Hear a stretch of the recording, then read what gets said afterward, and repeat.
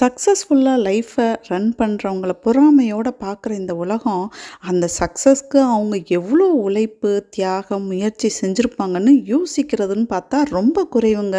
எந்த ஒரு வெற்றிக்கு பின்னாடியும் பல தோல்விகள், கண்ணீர், வைராக்கியம் எல்லாம் ஒளிஞ்சிட்ருக்கும். பட் அவனுக்கு என்ன நல்லா வாழ்கிறான்ப்பான்னு ஒரு செகண்டில் சொல்லிட்டு போயிடுறாங்க. அவங்கள பார்த்து பொறாமப்பட்டுக்கிட்டு இருந்தால் பாதிப்பு நமக்கு தான். அவங்கள இன்ஸ்பிரேஷனாக எடுத்துக்கிட்டு நாமளும் சாதிக்கணும்னு முயற்சி பண்ணால் கண்டிப்பாக புத்திசாலித்தனமாக வாழலாம். இங்கே பாதி பேர் வைத்தறிச்சல்லையே வாழ்க்கையை முடிச்சிடுறாங்கங்க.